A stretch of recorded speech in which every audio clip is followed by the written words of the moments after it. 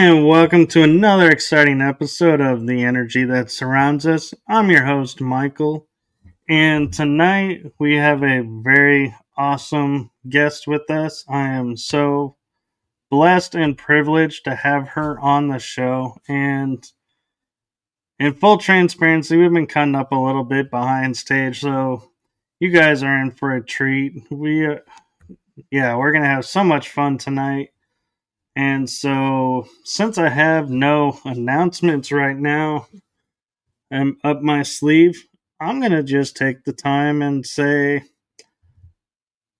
let's just get it right into it with the guests. So, I am happy to announce our guest tonight is the one, the only, amazing, very cool experiences, and off the chart stuff to talk about.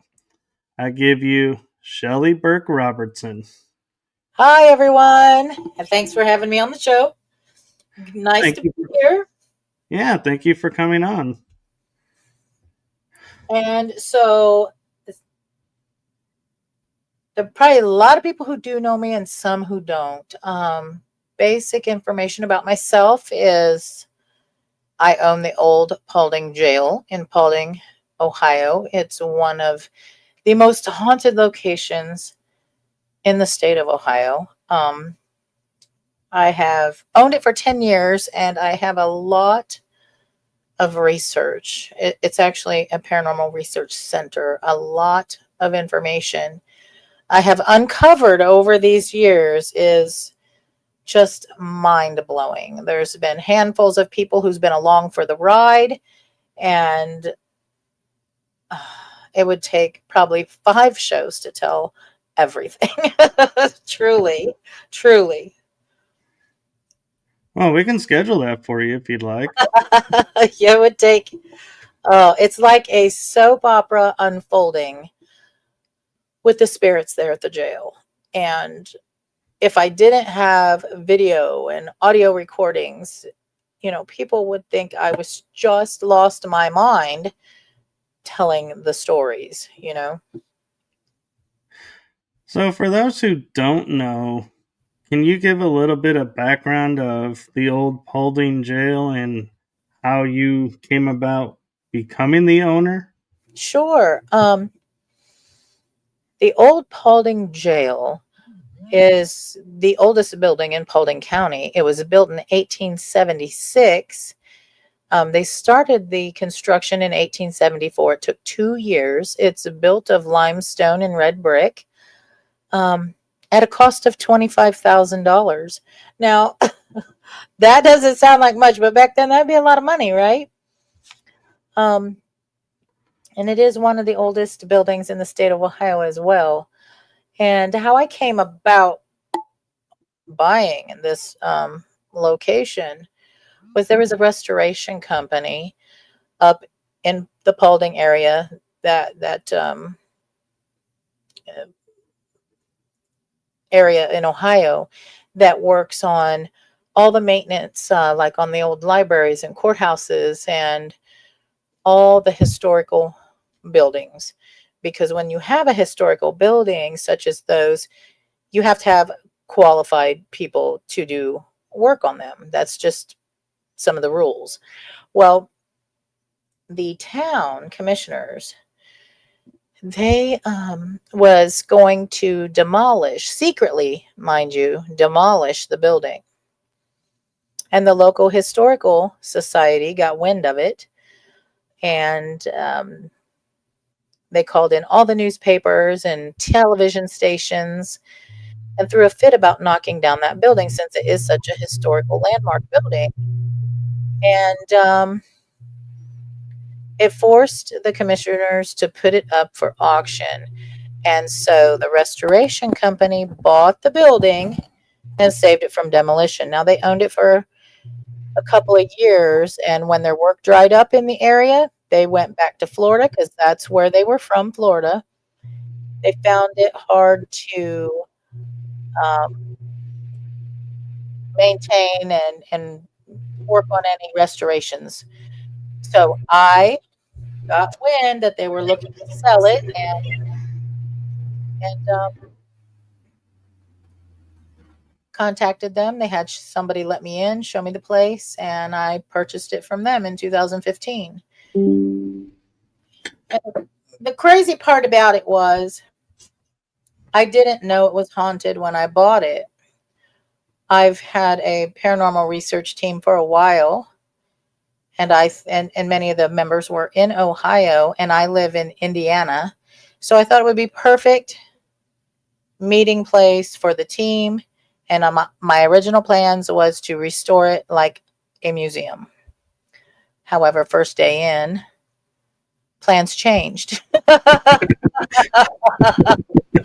Plans changed. I'm like, oh, the first day in, like the building was full of stuff, and I went in with my brother. Very first day, there was no electricity or anything on, and we're just soaking in because he was helping me at the time, and we were just deciding what project to tackle first and all of that. And we were in the first floor cell block, and we heard walking. It sounded like hard soled shoes, like high heels or something. And then we heard a woman's voice come over the intercom system. And there's no electricity on at the building now. And we're like, okay. And then when we went to leave, we got ready to walk out the door, and then this huge male voice, disembodied voice, told us to get out. And that's when I turned around and looked at my brother and started to chuckle. I said, yeah, we're leaving, but I will be back. There's a new sheriff in town. And so there's so many weird things coinciding with me getting this building. Like, I'd go in there, some of my family would come in to help, and they would disembody, call my name out. Everybody would hear it. And I'm like, I don't, okay, this is all right. And then I got to know over the years, these spirits on I'm going to say like a friend and family kind of basis. Like, I talk to them about everyday things as well, not just, hey, can you make a knock? I don't do that stuff with them really. We talk about, and they answer, and they're very much aware of current events, presidents. It's amazing how aware they are of all of the things that's going on. And they all there's relationships building between the spirits themselves. It's crazy.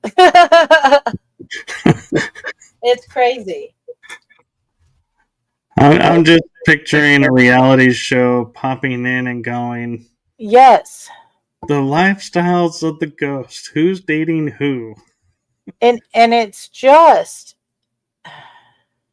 I tell you what, it sounds insane when I tell some of the stories, but we have footage and audios and everything of it, and it's still, it just sounds crazy. So one very odd thing that I found out over the past couple of years was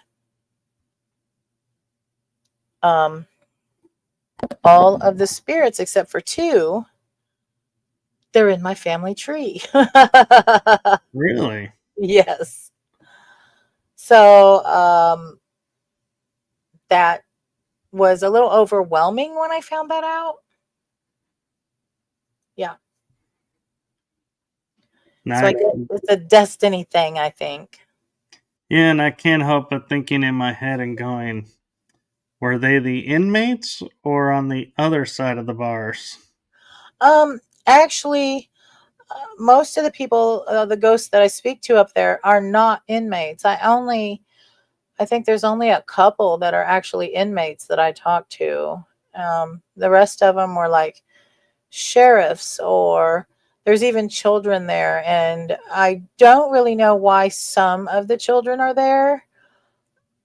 And there's just other people that are not connected to the jail per se, but might be connected to another spirit or me as a family member. You know what I mean?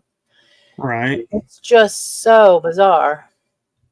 Well, the kids could be there because there were some jails in the 1800s that the sheriff, because he had to stay at the jail, his family was given a place to stay as well at the jail so they could stay together. And that my jail particularly, the sheriff and his family did live in the jail up until 1977, and then after 1977, no sheriffs lived in the building anymore. But yeah, and I've tried to link some of these children with past like sheriff families, and I have not had any luck with that matching them. So very Um, interesting. it is. And going back to the beginning of your introduction, you talked about the jail being built out of partly out of limestone. Do Yes. you think that is why so many spirits are able to reside there? Is the limestone is feeding them the energy? Well, the limestone and the iron in the building definitely are conduits. I will say that. Um, we also have transients that come and go. It's almost like it's a meeting place or something. And maybe the kids think it's a safe place because back in the day, sheriff stations, police stations, those were safe places. You know what I'm saying? People didn't Right. look at those places like they do today. Right. People would just get together and hang out and play cards or Mm-hmm. Mm-hmm. And so that could be, you know, a few of these kids aren't with their parents or whatnot, so maybe they just feel that's a safe place. I mean, there's nothing demonic in the building or anything like that. It's just I tell you my best example, what I tell people, what the spirits are. They are people without their bodies. That's what I've come to find. They're just like you and me. They just don't have their physical bodies. and that makes sense. And a lot of times people think because it's a jail or that that's been there for so long, the building, that everything is attached to there, but they forget there could have been a house there before. Oh So yeah, it could have family, been even the whole area, the land. There was settlers there first, and there was Indians there first, and so it's hard telling where some of these really originated. The people, because some of them are not inmates, never worked there, never weren't married to a sheriff or whatever. You know. and do you feel like the spirits that are there that you know of, are they strictly voices or do they ever make themselves visible, like apparition form? I do have some video of apparition and a few pictures. For the most part, being claircognizant and not a psychic medium, I don't see them a lot, and which I'm not sad about that because I think the main sheriff of the building, I think he would be very intimidating to me, even though I talk to him a lot. To see him, I think it'd freak me out. I don't know why that is, but I think I would, because he's the alpha spirit in the jail, and I think he would be intimidating to see him himself. Well, and you have to think back in the 1800s, if you looked like a pushover, the town would just ignore you and just whatever, and to be sure if you had to be Be a tough guy, yeah. right. And he very well makes himself known. He disembodied voice talks all the time. Like, he'll say stuff, and he doesn't just do it to me. He's done it to many people. Standing right next to you, say something out loud, and it'll startle the crap out of me, and I'll chuckle. I'm like, ha, you got me again. You know. Nice, thank you. Yeah, it's pretty funny you go there because I was about to say, do the spirits that are there because they know you and are comfortable with you, do they play pranks on you? The sheriff, he does that here and there, but we have another spirit. This lady, her name is Ruby, and she's an older woman, and I have good conversations with her, but every once in a while she will get a little snarky with me and a little snappy, and I'm like, okay, all right, maybe you don't feel like talking too much today. I don't know. You know, she'll get short with me sometimes. And a question I have that I'm thinking of, like, for people, because anyone who goes to the jail and investigates there, do you get more reports of people having activity when you're around, or is it less when you're around, or pretty much it's even keeled? It can go either way. Okay, well, that's a great question that you asked, because um over the years, I've I usually will address all the spirits in the first floor cell block before an event or something, and I tell them, like, next week you guys have a show.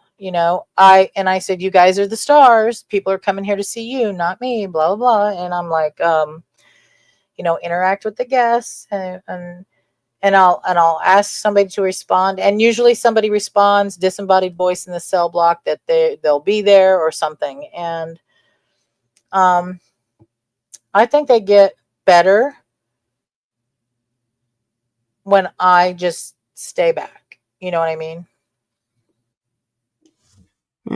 That could make sense because they know you, and it's like they're more comfortable with you around, so they're like, yeah, we don't have to do this or that because she already knows. Yeah. Where people who are new to the building will sit there and be like, They'll give them the show that they come to see. Yeah. Or hear or whatever. Yeah. They'll play with them. Yeah. Yep. So that's how I bring it to them. They've got a show. It's showtime tonight. you know, who's all going to be there? Yeah. so one question that I've had on my mind, and I think you're the right person to ask, is we know as investigators you can't guarantee something every time. Correct. My question is, do you ever get the feeling like you're like when you say, oh, so and so's coming this week, for example, and everyone's like, well, we're not going to be here. Sorry, we're on vacation that week. Oh, do the ghosts like take time off? Right. Not everyone. Not everyone. Now, we've had nights where maybe only two of them will interact with a group, but I can count on one hand nights, and I've owned the building for 10 years now and been letting people do private investigations, and I do public hunts. I've been doing it for 9 years out of the building, because the first year was just cleaning it up, and we had to pull some ceilings down and stuff like that because the plaster was just it was dangerous, I felt. But I can count on one hand where it was a completely, for lack of better words, dead night. Where we Right. got nothing. You could hear a pin drop through the whole place. Yeah. Yeah. And so that's not very much. I mean, hardly never is it completely nothing happening. And another thing that's becoming big right now that I'm hearing with locations is like you'll have for lack of a better term, a co-ed team come in and they'll say, "Oh, this much activity happened." Then you'll have an all-guy team or an all-women's team come in, and they're like, "Oh, well, we had this and even more." Hmm. So I'm wondering, does the spirits in the jail where you're at, do they react differently to men or women, or do they prefer co-ed, or do they just not care and they're like, hey, whoever wants to come, we'll play with? I think that every once in a while you'll get somebody that comes in that is, oh, what do I want? How do I want to put this? Kind of like an aggressive person, but I don't let provoking in the jail. Now, I find that those people or negative people won't get as much activity. I don't think it matters the gender, it's the attitude of the people. They don't want That's to, they don't perform for people who are, they don't perform well for people who are negative or, um, how do I want to put it? the provokers. Yeah, they just will not for that. No. That's interesting, and I like that because I always had a theory of when I would walk into a building, I could sense that the spirits there are like, yeah, this person's here for their quote 15 seconds of fame, is what I will put it as. And these people genuinely want to hear our story. And these people, I don't know why they're here. They're just, I guess, along for the ride. And let's Yeah. have fun with them. Yeah, and my whole thing is I've got a lot in this, time and money and research, and I've I don't allow the TikTok and YouTube stars to come in and exploit the spirits. I don't allow it. So if you come on an investigation at the jail, you can go live a couple of times, 5 minutes clips, and that's it. You know what I mean? Because I'll tell you why I do that. Not only do I not want the spirits exploited, I feel that everyone who comes, I want them to have their own organic experience. Because if you've got somebody, and they could be putting stuff in their videos that's not even real, it's fake stuff, even. You get people's expectation built up so much, and then they come and they get nothing. Do you know what I'm saying? Right. They hype it up And and so people gets disappointed. So I don't want that. I want everybody to have their own experience, whatever it might be. You know what I mean? I agree and I appreciate that. And I And want I only even have a couple of videos out, and I have lots of footage. I just, and obviously I've got cameras inside, outside. I watch them from home. I'm there a lot. So I should have a lot of footage. So if I just put out all of this, people would think, oh my gosh, and go there because they think that they're going to get activity off the hook, which maybe through these 5 videos, it might have took me 6 months to get that visuals. Do you know what I'm saying? right. They nobody takes into account the editing that goes into Yes. making those videos and And how even the long TV it shows. might take, and Yeah. how long it might take to get some of that awesome footage. They talk all the time. I get the talking every time I'm in the building. Um, but the visual stuff, you don't get that every time, you know. Um, at least I don't get it every time. So if I put out all of what I have, it would be like Oh my gosh, that place is so stinking haunted. But wait a minute, folks. I've gathered this over 5 years. You know what I mean? I do, and I'm curious because you were saying like you don't give a lot of time to TikTok and the YouTubers. What Yeah. about TV shows that they want to come through?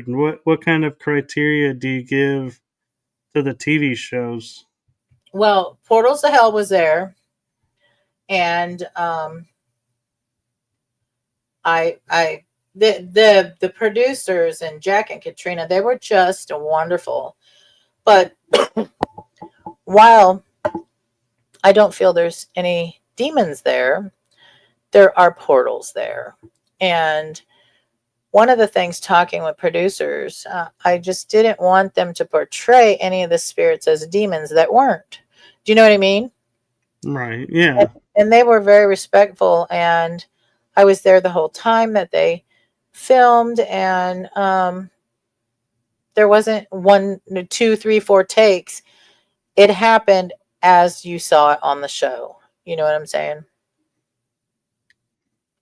Anything That's that happened for them happened. That's how it happened. They didn't like, and they were at the building for a whole week to get what they got on the show too. and I appreciate you sharing that because there are some shows that they go there and they're there for like a couple days to a week and they edit it down to fit their agenda and what they're about, and so it's really nice to hear that Portals to Hell respected your wishes and Oh, they were wonderful. followed. They were wonderful. And I'm going to tell you, if any other shows wanted to come in there, they got big shoes to fill because Portals to Hell was so professional, so thorough in looking up information and stuff. Yeah, another show would have big shoes to fill. I'll say that. And you know that brings up another interesting point. Them doing their research. Hmm. I know of a show that when they went to a location I'd been to, misrepresented information, like told it wrong, and the owner of the building tried to correct it with them, and they said, "Nope, it Uh, is, too late. It's already aired. It's already run." And it was like, well, you didn't give me a chance to look at your research. I told you it was this. You fabricated a story out of what I told you. and And I'll tell you, some of the stories that I told them about the place, they went externally and researched, some of the events and stuff. And they were wonderful. I'll just say that. I'm glad to hear that. And again, that's really cool that, they set the bar so high, and that should be the way every show should be. That should It be like should. the It should. bottom, not the top of the Exactly. standards. Exactly. Um, yeah. So I would probably, depending upon the shows, be a little reluctant to have them in there. To be honest, I am so protective over that place and the spirits. It's not about money or anything for me. It's some of my life work, and those spirits are literally family and like friends, and you protect those, you know what I mean? Right. Exactly. I mean, if I had a haunted location where I had ancestors living there, so to speak, and talking and sharing their experiences, I wouldn't want someone to come in and go, oh, and make up this story and hype it up so everybody wants to come in and flood the space under false pretenses. I'm like, this is my family. You crossed a line there, in my opinion, when Right. you mess with my family. Right, I'm not about any of it. So I mean, it sounds like I'm a gatekeeper in a way, or a I am a nagging Nelly. But I'm just tell you what, if those who own properties, who invest time and research in them, will know exactly where I'm coming from, I think. Well, and sad thing is, there are teams out there. I've heard of them. I haven't collaborated with any of them, or not, at least not knowingly, who, for example, would go to like the old Paulding Jail and like chip away something somewhere and say, "Oh, look, we got a souvenir from where we went." And I'm like, why? Why would you damage the place that you're Oh, at well, or something like that? here's another thing. For anybody that wants to come and investigate, I welcome anybody, because sometimes the spirits share more with new people. Like like it took me 5 years to get the name of Ruby's name. She would talk to me all the time, and I'd ask her for her name so I could address her properly. And every time I asked her that, she'd be done talking to me for the day. She just didn't want to tell me her name. But a private team come in, got her name. And the sheriff has verified, and she will answer me when I call her by name now. It's just sometimes other teams can get some of the information that I have not been able to get. So I like them to come in, but they have to be respectful. You know what I mean? Right. And I know one location in Yorktown, Texas, the Yorktown Memorial Hospital. It's a famous location, and the caretakers have a wall downstairs where they're like, write your name down, and you can put the date of when you were there. And so it's like you go there and you can see all the names of the people who have been in this building. And Uh-huh. like, I signed my name probably 2 or 3 out of the 5 times I've been there.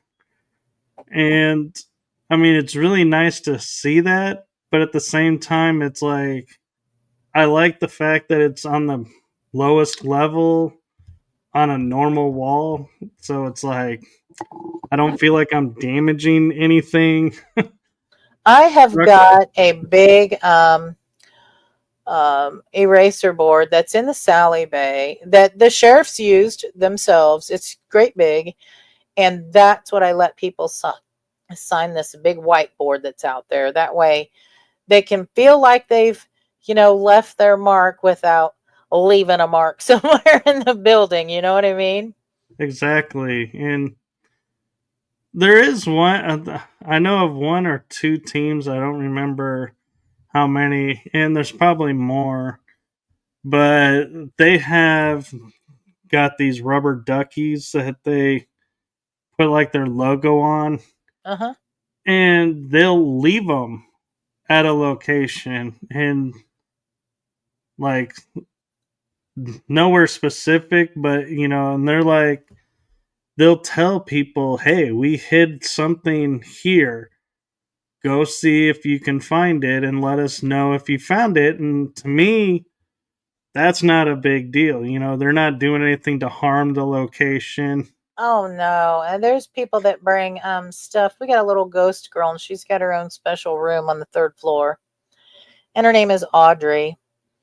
And people bring her things all the time, little books, pieces of little jewelry, just stuffed animals, stuff like that. People bring her things all the time, and I'm okay with that. I mean, Audrey likes it, so whatever. She likes all the gifts. Well, what kid doesn't like gifts? Right, right.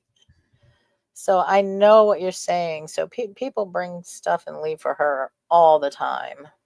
I have to go through every once in a while, and people will leave her candy, and I do pick that stuff up and throw it away, because I don't want to draw rodents and stuff like that. So Oh yeah, no. There's probably enough already there, so no Not need to add to it. actually, there's none, no rodents, and let me tell you why. Probably because we get bats in the building once in a while. so, so yeah, I've never had a mouse or any bugs or anything like that, but I do have bats now and again. They're normally in the basement or the attic, but they do get loose throughout the building here and there, and they are not easy to catch. Well, I almost would put up a sign that says, "Please do not disturb the bats. They're keeping the place nice and clean for you." Yeah, they're flying mice in regards of they leave a nice trail everywhere. So I Well, I'd rather them not be flying through the entire building, but if they stay in the attic and they stay in the basement, I'm okay with that. yeah, to keep all the rodents out, Yep. why not let them do what they want? Yeah. And, a trade off. You respect us, we'll respect you. Yes, but it's just a little alarming when you're in the kitchen and one comes swooping past your head. It happens on occasion. Oh, Hmm. Now, a question that I feel like an investigative team may be wanting to ask that's maybe not on the show right now and may watch it in replay is, do you have electricity and are you allowed to stay the night? I do have electricity throughout the building, all over, basement, attic, everywhere. Electricity is up to date. I have heating and cooling that I put in. I put it in 2019 in the fall. The heating and cooling. And yes, I do allow people to book and sleep over. I have what we call a VIP room, and that is a room in the living quarters on the second floor. There's beds in there, a bathroom in there, and of course, we do have cots in the second floor cell block that they can also sleep in the cell block. Now, Wow, so you're a look, full service. I have, well, and it's taken me time too. It took me, what was it, 3.5 years to get the money together to put the heating and cooling in, because that was like almost $17,000. They had to build the ductwork and all of that because there wasn't any. And like not last summer, summer before, we had a new roof put on because the roof was starting to leak, so we had to throw a new roof on, and that was almost $20,000. It was actually 20,000 total. But I do events, I rent it out privately, and I do all of these things so I can do the restorations, because I don't get loans for any of the restorations. So um, I make the money bit at a time and save it, and when I have enough, and I get a big project done. The next one we're building for now is the windows. So the windows should have been before the roof, but the roof said, no, you're going to replace me first because we're going to leak now. so yeah, I had to do the roof first. So when you talk about replacing the windows because it is a historic building, are you able to put new windows in or do they have to be specific windows that have to be put in? Um, oh, I do not have the historical landmark plaque on the building yet, so I could do whatever. But my plan is to do this, to restore all of the windows and panes, not necessarily get new windows, but I would like to restore, because they're the old leaded glass with the pulley, the weighted pulleys that hold them open and stuff. I want to save as much of the original stuff that I can, like the woodworking and all of the things. So I am going to restore as many of them that can be restored. And if it can't be, then we'll have to replace, if we hit some that just can't be restored. But right now they're so drafty and leaky, and they're really bad. So we have on the inside, we have insulation boards covering all the windows. And they're those really tall windows too. You know what I'm talking about? Those, what are they, 5 feet, 6 feet tall windows, whatever, Right. or so. We have insulation boards covering all the windows to kind of keep the heat in the winter and the cool in the summer. So when you come in, it's like you're in the twilight zone. You can't see out from anywhere. You come in and you're just in there. If money was no option, there is a thing that I've seen now that's becoming a new thing, like they're using, especially on cruise ships, on inside cabins, Yeah. where instead of having the window, they put a TV screen monitor built into the wall, and Wow. you can change what the picture is. So you could have it set to be We could be on the beach, right? right. That would be fantastic. Oh, we're in Las Vegas right now. Yeah. Yeah, I haven't seen those, but so I mean, it's bits at a time, bits at a time. It's people think it's all fun and games to have a haunted location, but if you're really invested in restoring the place, it takes a lot of work and a lot of money. Oh, it does. It does. And this is, I guess, a lifetime job for me now. I don't know. And you'll see people that get several properties and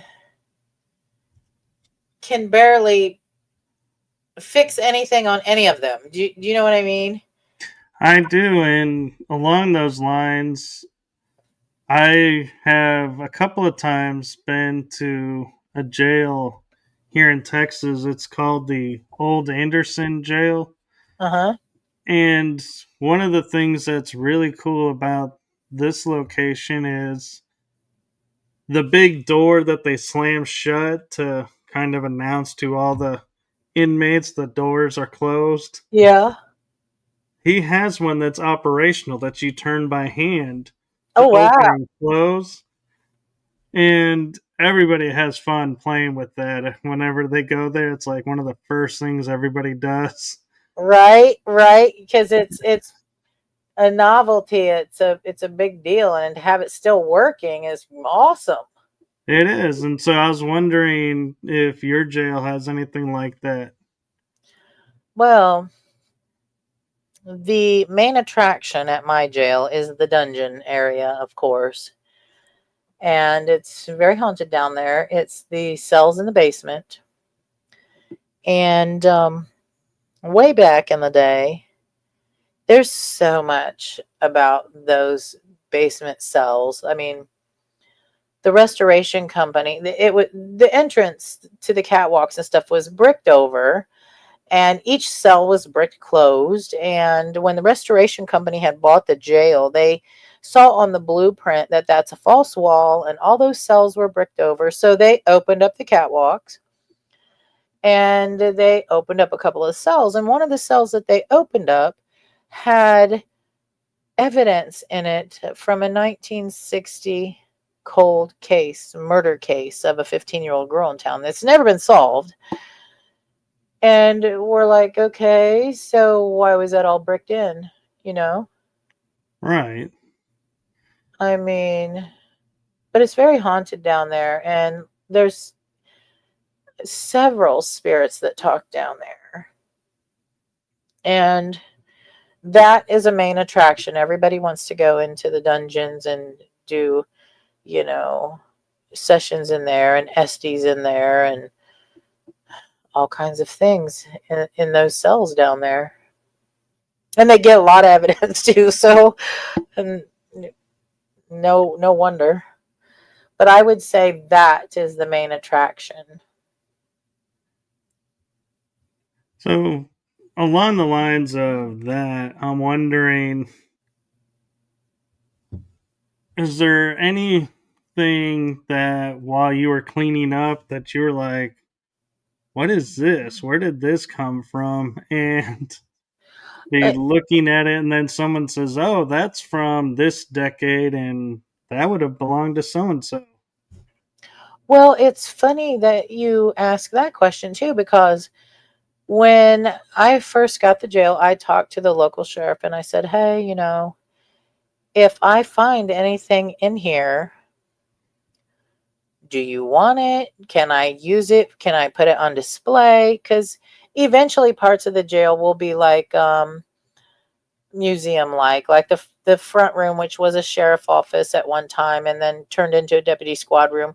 That's going to be dedicated to all the sheriffs that ever worked in the building and some of their biggest cases. And I said, if I find anything, and they're like, no, if you find anything, we've been through there 1,000 times, it's yours. So I came across a ledger book. I come across 2 items of evidence, and they're marked as such. And I called the sheriffs and I'm like, hey, I found this blowed open safe front. Do you guys want it? And they're like, no, you can have it.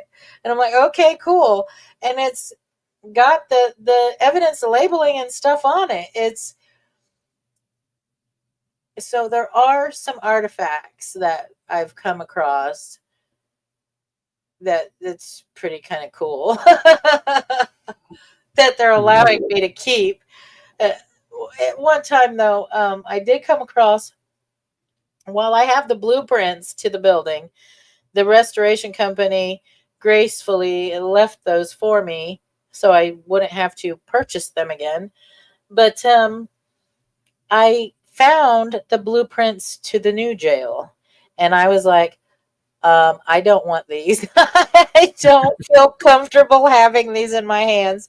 So I called the sheriff and I said, hey, I know you said whatever I found I could keep, but I'm just not comfortable with this. I said, I have the blueprints to the new jail. And they're like, oh, we'll be right over to get those. Yeah, I'm sure they would be very pleased to find a Yeah. framed copy on a wall for the Oh my public God. to see going, Right. You could see all the what? vulnerabilities on the new place. And I was like, I don't want these falling in the wrong hands. I'll hang on to them until you get here because I'm just not comfortable. I'm not responsible for nothing that happens, you know. And another interesting question I have for you, because it is a jail, and people get spooked or anything by the slightest sounds. Yeah. Have the police ever been called during an investigation and be like showing up and going, what's going on? Or if there is no investigation, do they get calls and call you up and go, are you over there right now because we're getting reports of this going on? Not the police, but there is neighbors that would call me and say, hey, we didn't see your car, but are you in the building right now? And I'm like, no, why? Because we see somebody on the second floor in the window and blah, blah. And I'm like, okay, hold on a second. And I'll turn on the cameras and I'll look all over the building. And I'm like, no, no, there's nobody live in the building. So there's that. But one time, this is funny. Um, in the earlier years, like some of the sheriff deputies that worked in that building are still working deputies, and they work at the new building, but they'll get rookies and they'll come over. They've came over and they'll be like, hey, can we take them around and show them what we used to have to work in? And I'm like, sure, go ahead. So the supervisor had brought some rookies over and shown them around. And when they left, I noticed a radio on the kitchen counter, and I'm like, uh-oh, and they'd already gone. So my cousin was there with me, and I said, I don't know, what should I do? Should I talk on it? She's like, I don't know what to do. I'm like, well, somebody has to come and get this. So I get on it and I said, hey, this is Shelly at the jail, and somebody left their radio here. And it was the supervisor's radio. And Uh-oh. everybody, even over a couple of counties over, heard that. And he was razzed for a long time. Yeah. I'm sure he also said to you, please, if you ever find my radio, don't announce it to everyone. Because I guess so. The deputy that come after it, he's like, yeah, when we heard you start to talk, everybody perked up because that is not normal. I'm like, not normal sheriff jargon, and I'm like, well, I didn't know what else to do. See, you're better than me. I would have had it and been banging on the jail cells, dragging a pipe or something, banging each Right. ring and be Guess like, where this is at. hi. It's like, hi, can you guess where I am? Right. But so that was kind of comical. But yeah, I can't think of any other, no other instances. I have been called several times by neighbors, though, thinking I'm sure the someone. neighbors love when you say there's nobody in there and they're like, I'm looking right at somebody in Yeah, there. I'm like, nope. I'm looking at the cameras. I don't see anybody. There's nobody live in the building. Nope. So that's usually pretty interesting. And a couple of the houses that's close to the jail are really haunted as well. So um, I've been called about some of the houses. So I'm like, I don't know. If you want me to come over and check it out, I will. And they're like, we're just so afraid. If it was me, I would not be going by myself. I would be like, officer, you're coming with me, right? A funny thing is, when I first bought the building, it was so noisy. Like, when I say noisy, I mean a lot of disembodied talk. Um, the cell blocks were so loud, like it sounded like there was a banging in there all the time and the doors slamming all the time. It was so noisy. And I was not comfortable being in the building by myself for the first probably 6 months because it was so noisy. And then it took probably, I owned it for 1 year before I ever spent the night there by myself because it's so noisy. It was so noisy.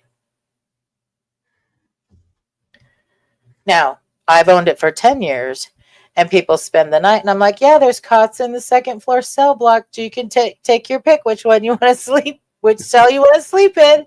But let me tell you, on the second token, I would never sleep in those cell blocks, and I've owned the building for 10 years. That is comical, don't you think? It is. And you talk about having cameras on the inside and outside. Do Yes. you have a viewing area inside the jail as well where people, if they're like a team of, say, 6 or 7, somebody can sit in an area, watch the screens, and tell everybody, hey, there's somebody or No, something going on over no, here? no. The monitors are only in my office, so um, I don't. My office and my sleeping room is not accessible. Now, like if I see something, because I'm there all night, because I live 3 hours from the jail. So when a private comes in, I don't let them in and then go home and then come back and make sure things is locked up. That doesn't make sense to me. So I'm there the whole night, but I'm in the office. And if I see something, I will let them know, hey, and I will let team members come in and look at what I'm seeing. You know what I'm saying? So that's really cool. And do you record and keep it for a while? So if Oh, somebody, yeah. If somebody says, hey, can we get a copy of what just happened? I'm like, sure, sure. I don't have a problem with that at all. that's really cool. And I was also thinking, like, if it's like 3 a.m. and they're like, we're hearing something, but we're not picking it up on anything. I wonder if Shelly's picking up on it. And if you've gone to sleep, you can go back and relook at it and go, Yep. Yep. oh, I can yeah, get here it is. and another thing too, when you're in the basement, a lot of times they'll be walking through the kitchen. You can hear the walking all over the floor. And I tell people, if you hear walking, just know I do not come out of the office while you're in session. I just will never. And if you hear it and you want to roll cameras back so we can see if we could see anything that was walking, I'll be more than happy. We can check it out and see if we caught anything. Um, yeah. Uh, so I'm kind of curious, and I know we're getting close to the hour, so I don't know if you have to go right away and because of the hour, or if you have a little bit of time to keep talking. Oh, I have a little bit of time. Okay.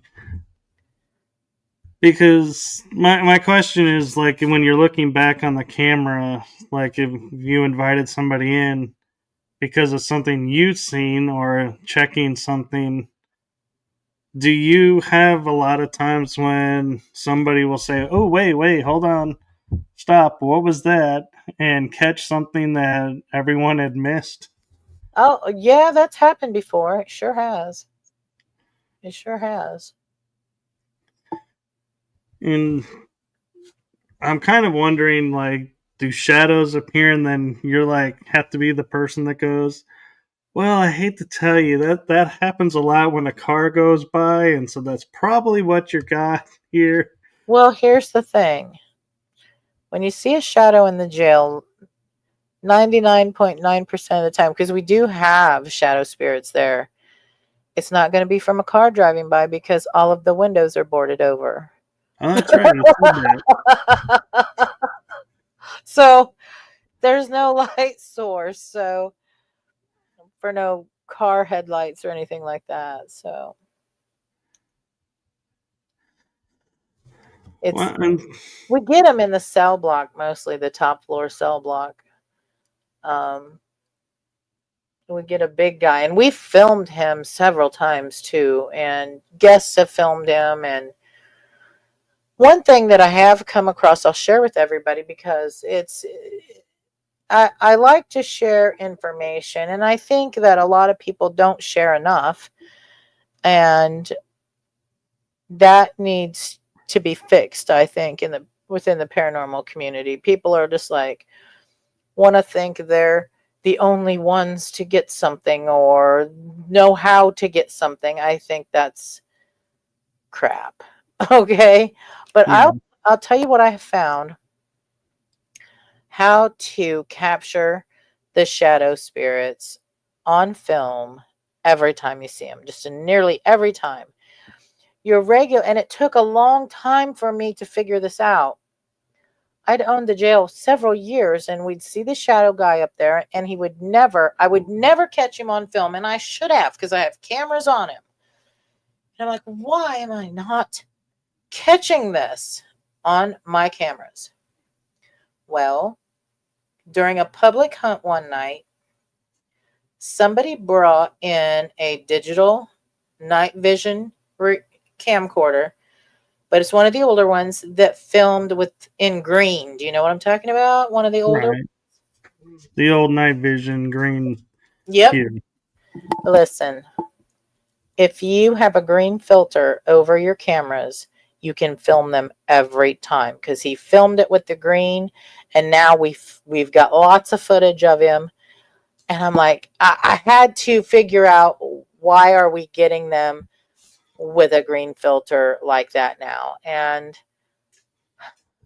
what I come up with, my way of thinking, I'm not a professional photography wizard, but the only thing I can think is that in IR, for that to work, it takes the littlest bit. I mean, it could just be the minuscule bit of light source for those to operate, right? Right. Well, I'm thinking, what happens when you introduce the little bit of light source to a shadow? Poof, it's gone, right? But Right. but with the green filter, it gets rid of that light source. Do you know what I mean? It does, and it does make sense. And I had an experience where I had a shadow manifesting right in front of me, Uh-huh. and I had my body cam on it, and I had a camera on it, and I'm thinking, great, I'm gonna have this perfect image. And then the flashlight gets turned on and it dissipated it, and I was like, you killed the shadow. Right, right. And they were like, I'm sorry. And I'm like, well, at least I got it on body cam. Well, I didn't because of the IR. And a friend had to tell me, yeah, I hate to break it to you, but shadows won't appear on IR. And I'm like, why does everybody use IR now in paranormal investigating if it doesn't capture anything?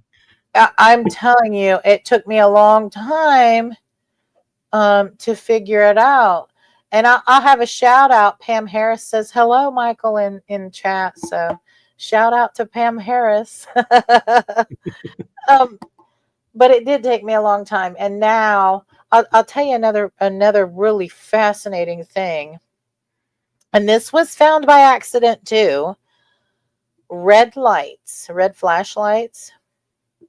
Oh my gosh. And I'll tell you about the blue lights, and I'll tell you about green lights, and I'll tell you about the red lights, which is, everybody will need a red flashlight, and I'm going to tell you why. When you're filming, sometimes you can't see the entities with your eyes. You know it, I know it. And that is because as we age, cones that sees different spectrums, of course, is degraded. And that's why sometimes children can see the spirits and we can't, because the cones in their eyes have not degraded yet. However, the filters on your cameras can catch them. But I'll tell you something really fascinating about the red flashlights. And we've been doing the experiments a lot at the jail, and it just blows me away. So I'll be able to see something manifest, and I'll be like, oh my gosh, get the red light, get down there and pan. And let me tell you, red light lights them spirits up. It makes them glow. Like, you can see them really well on your cameras. Yeah, and you can film it as well. Now, blue light, if you used a blue light, a blue flashlight, where the spirits are at, it's like they don't reflect the light. It looks like there's a void there. You know what I mean? You might be shining the flashlight, but and when you hit one, they'll look like black, like nothing. It's like it just soaks it in. It doesn't reflect the blue light. And the green light, don't waste your time. You can't catch. I mean, with a green flashlight, I don't get the entities lighting up like the red. It's the red flashlights. Yeah, it's interesting you say that because when I was ordering flashlights one time, I ordered a red, green, blue, and purple flashlight, mini flashlight. Uh-huh. And my mind was going, this way, whenever I have it on, when somebody takes and walks into a room and goes, oh, I think I see something, and it's like, nope, sorry, that was my flashlight. Not going to happen unless it's red, green, blue, or purple. So I thought it's easy way to say, oh, that's my flashlight. I Uh-huh. had no idea that I was had in my arsenal of tools Uh-huh. the right flashlights to see things. Yeah, and the red flashlight, I mean, it lights them up so much. You can see like details, it's wow. And I'll tell you another thing I've been working on recently too, and that's frequencies. Different I, frequencies can cause a manifestation. I'll have you know. it's interesting you say that because when I was in Oklahoma investigating with API, they were running a kind of device that was playing tones of like a Tibetan bowl. Uh-huh. And, They were doing frequencies, yeah. and yeah, it was like you could feel the activity start to ramp up. And Mm-hmm.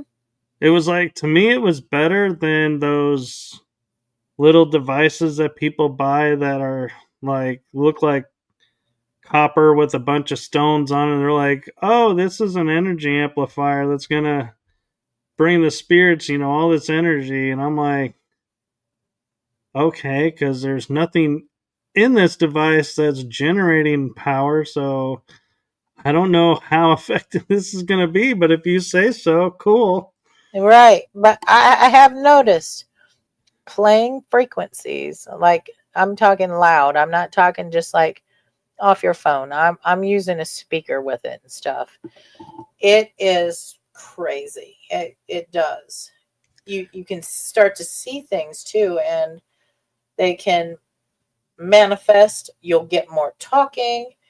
It's like it energizes them. Yeah, And I I mean, even yeah, I was even doing an experiment with 3 mag lights, and I know a lot of people don't put a lot of weight in the mag light. That's a 50-50 with everybody, but I was noticing with this couple I was with who were YouTubers actually that figured this out. We were in a location and we played music from like the 1940s. All 3 flashlights were far apart, instantaneously lit up as bright as they could. You play music from the 1920s, it was kind of dimmed. Play music from like today, and it was like nothing. And we were thinking, oh, we're talking to spirits that obviously lived in this time. And I wonder now, I can't help wonder, like you're saying, music was at a different frequency back in the past.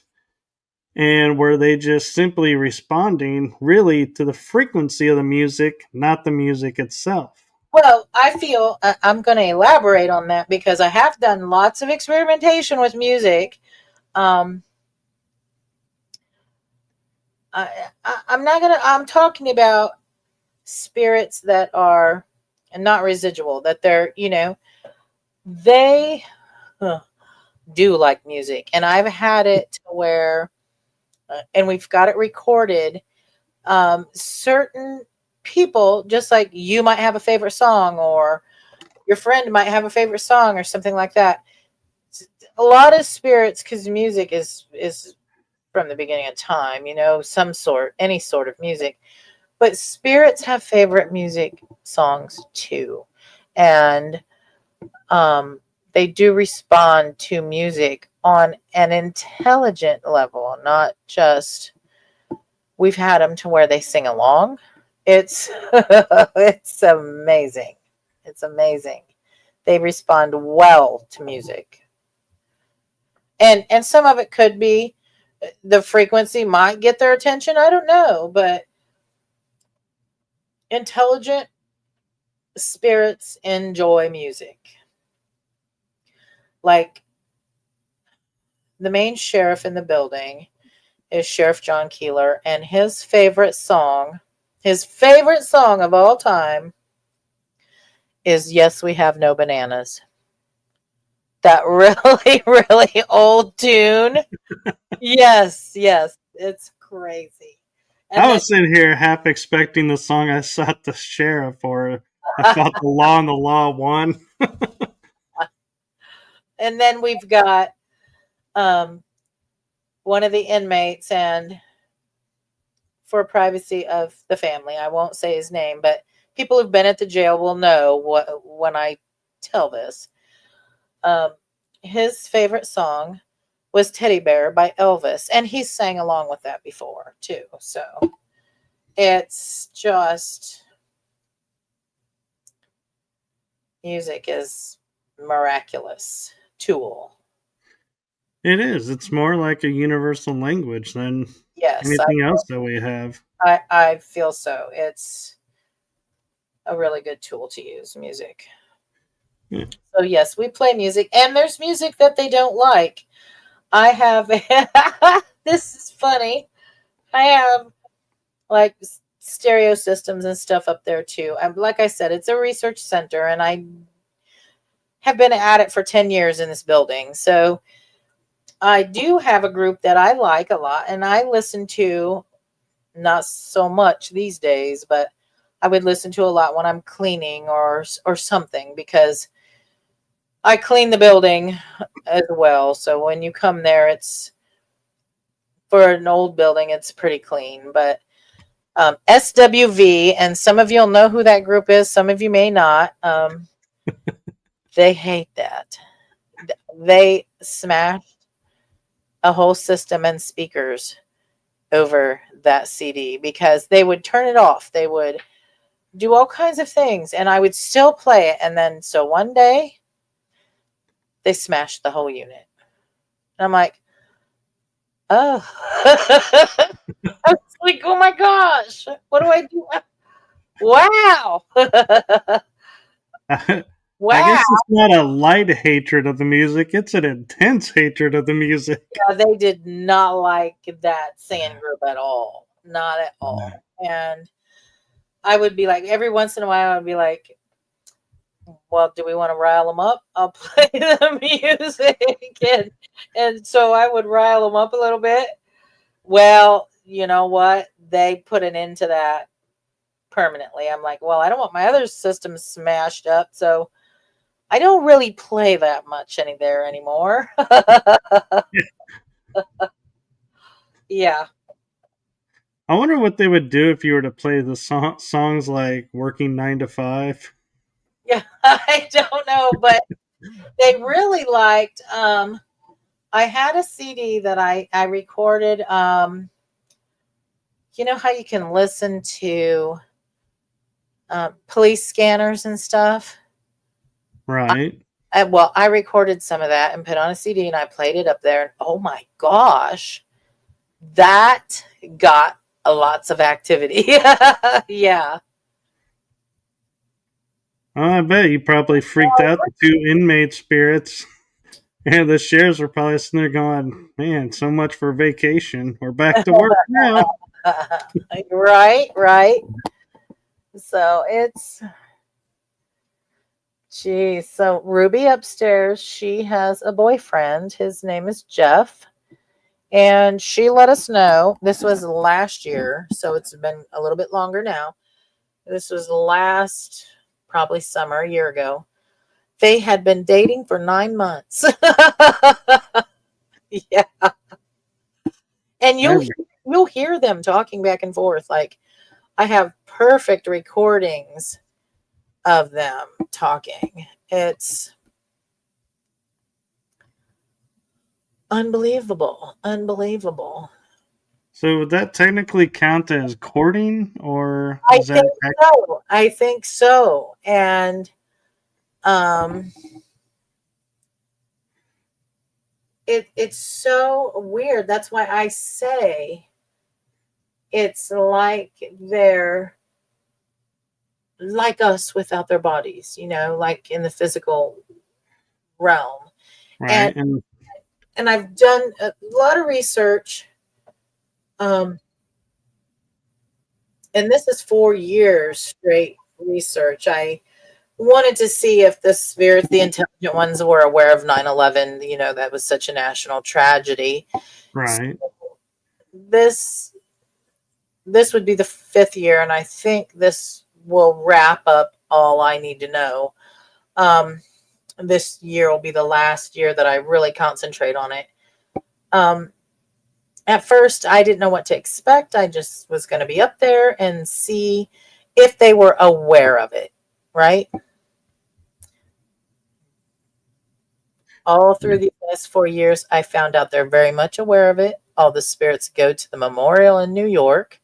I found out that while these spirits there are in different time periods and they converse with each other at the building, but when they leave to go to the memorial, they all are traveling in the way they would travel in their time period. Like they are, when they leave that building, they're all in their time periods. Do you understand what I'm saying?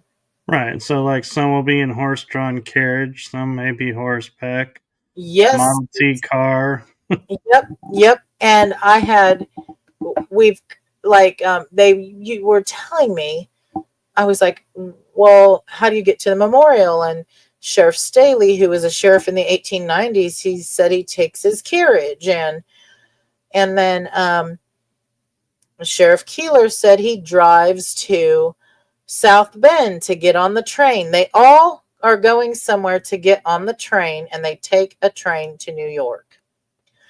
So I asked them what time, each year I'd have more questions because you only have a big enough window. Do you understand what I'm saying? Right.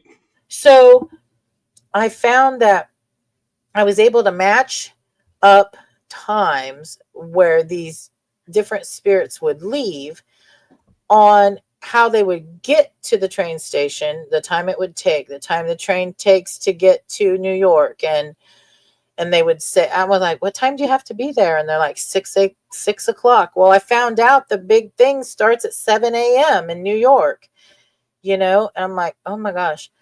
And then a couple of years back, I'm like, when they're coming back from New York, they start like the 11th, I get no activity. They're not in the building. They're gone. So after midnight, they start talking again. And I was like, what train are you on? And they would call out their train numbers. And I was able to match Sheriff Staley's. I found an old ticket that would have went to New York in his time period. And it was completely like how he said. And the funny thing of it was, I said, well, where do you guys get on the train at? And they said, the train in Paulding. And I'm like, well, Paulding County used to have a train station. It doesn't anymore. So last year, I found where the train station used to be. It's outside of town. And I took a Huff Portal box with me, which I don't run apps on it or anything. I took it with me. And I was like, okay, so I get to this train. And I didn't even know if a train even runs on the track anymore. That there's marking in the grass and stuff where the platform used to be and stuff. So I set up equipment in where it looked like the platform used to be. And the evidence that I got that day just about blew me away. So I'm there. He said he gets on the train. He said he gets on the train at 10 o'clock. We get there before 10, like 15 minutes till. I set my stuff up. There's nothing happening. And wouldn't you know, I hear a voice come across the portal and say, there's the train. We look down and the train is way off, but it's coming down the tracks. And then another voice says, lights up. And so I had to look up all these references once we got back, And I'm like, oh my gosh. And then when the train is so close, we hear more talking. They said the tickets are $7. Because I'm like, can I get a ticket? How much is a ticket? Somebody said $7. And then I said, where do I get a ticket? Back there at the counter. And I'm like, oh my gosh. And when the train was in front of the platform. A male voice says, "I'm going to miss you." And I'm like, oh my gosh. But let me tell you, the moment that the train got past us, then the evidence was over. It was like that train, you know, iron rails, they're going to cause vibration, kinetic energy on the trains. Let me tell you, that just lit that old area up where the train platform was, where people would get on the train at. So I was like, I had a gal with me, Lori Dorsey, and I'm like, we get back and we're listening back to all this stuff that we heard and we just couldn't believe it. And I'm like, you know what I need to do? I need to go again because this was just too much. I need to make sure, is this residual or was this intelligent, right? I've got to go back. So we go back. And a train's coming in the other way this time. It's like coming into town instead of going out of town. And same thing, a lot of talking. They said Sheriff Staley was there. The funny thing was at the end, the train had just passed us. And I said, well, maybe I can get a ticket next time. I guess I missed the train. And a voice says, you can go back to Paulding now. I'm like, oh, that was not residual. And I'm like, okay. I got my answer there. But, so was it a physical train that actually went by, or was it a ghost train? Yes, no, it was a real train. Oh, okay. A real train. And I didn't even know at that time that a real train would be coming through, I had no idea. And it kind of makes me think of that TV show Ghost, where the one ghost can use his power to key in stuff and search the internet on a laptop. If little sheriff over there is looking stuff up online to make sure he's there on time. I mean, to match a ticket from what they told us and stuff, an old ticket, it was like after that weekend, Lori was going on a vacation. She went out to Vegas with a couple of girlfriends. And I said,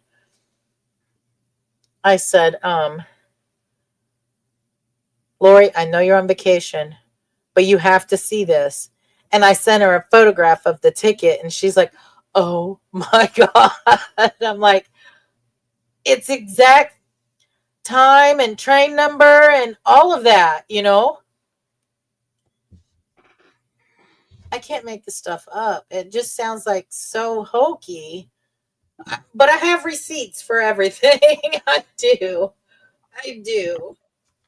Oh no, I totally believe, and I'm just like, wow. And I'm wishing we had more time to hear more of the stories and everything. Right? Like I said, it would take hours. It would take hours. I mean, maybe, and it's just because I've owned it so long and I've done so much work there. I mean, I'm there every week. So it's become part of my life. I'll just say that. It's just become a part of my life. Well, that's very cool. And like I said, I wish we had more time, but we're actually approaching an hour and a half now. Time flies when you're having fun, We are, and I feel bad that we have to end this because I'd love to keep talking and sharing, but I know you being in Ohio, it's late for you too, and it's a Tuesday night, so I don't want to eat up all of your night and then you're dead to the world, so to speak, tomorrow. Right. And we got people in chat saying it was a great show. So I want to personally thank all the people who were tuning in and listening tonight and sharing our experiences. Yes, thank you. And I do appreciate it. And I do hope we can get you back on to keep talking and sharing more about this and all that you do. And we didn't even get to cover all of the stuff you get to do. No, and there's more stuff to talk about, and we'll have to do it another time. Well, and with that being said, how can people find you if they have questions or want to book the Paulding Jail? Okay, I have a website. It's called 187pi.com. And you can also follow me on Facebook at just look up 187pi and you can follow me there. You can send an email 187pi@187pi.com. That's the email. Tried to keep everything the same and simple. So no question is too dumb. If you want to if you want to come to a public, we'll be posting some this year. If you want to investigate the jail privately, I welcome people to do that. I'm working on some things. Maybe you can get some of my answers so that they're not telling me. That happens. So, yeah. So thank you, and thank you for trusting me to come on the show, because I know some people are a little hesitant when it's an unknown person and an unknown show. So thank you for trusting me. Oh, you're more than welcome. And thanks for having me on. And with that, I will say good night, friends.